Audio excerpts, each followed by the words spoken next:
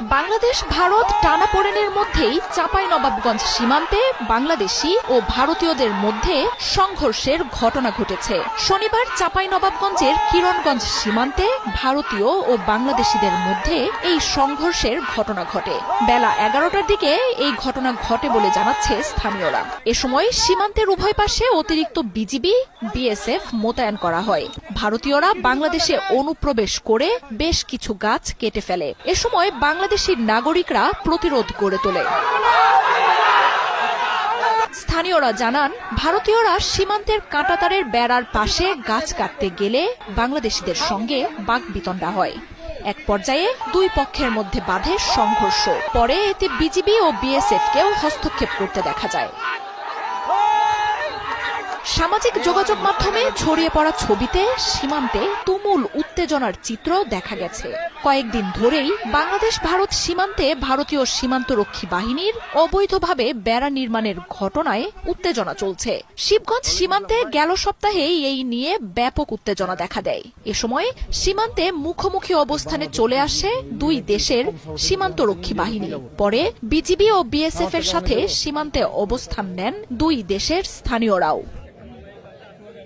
উত্তেজনার এক পর্যায়ে পতাকা বৈঠকে বসে দুই বাহিনী। তবে সংকট না কাটায় সীমান্তে অতিরিক্ত বিজিবি মোতায়েন করা হয়। শুধু চাঁপাইনবাবগঞ্জই নয়, আরও বেশ কয়েকটি সীমান্তে ভারত অবৈধ বেড়া নির্মাণ কাজের উস্কানি দেয় গেল রবিবার ভারতীয় হাইকমিশনার প্রণয় ভার্মাকে ডেকে পাঠায় পররাষ্ট্র মন্ত্রণালয়। এর পাল্টা জবাবে পরের দিনই বাংলাদেশের ডেপুটি হাইকমিশনার নুরুল ইসলামকে তলব করে নয়াদিল্লি। পাল্টাপাল্টি এই তলবের ঘটনায় বাংলাদেশ ভারত সম্পর্কে দেখা দেয় নতুন উত্তেজনা। ভারতের রাষ্ট্রদূতের সাথে বৈঠকে সীমান্তে বিএসএফ এর উস্কানিমূলক কর্মকাণ্ডের বিষয়ে উদ্বেগ জানানো হয়। বারবার অঙ্গীকার দিয়েও ভারত সীমান্ত হত্যা অব্যাহত রাখায় জানানো হয় অসন্তোষ।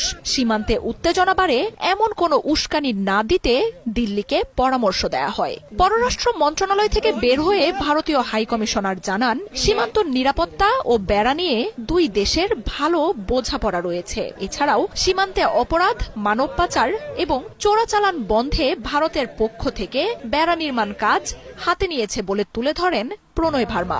সহযোগিতার মাধ্যমে সংকট সমাধানের কথাও জানান তিনি। তবে ঢাকার কড়া বার্তার কয়েক ঘণ্টা পরই দিল্লিতে বাংলাদেশের ডেপুটি হাই কমিশনার নুরুল ইসলামকে তলব করে ভারতের পররাষ্ট্র মন্ত্রণালয়।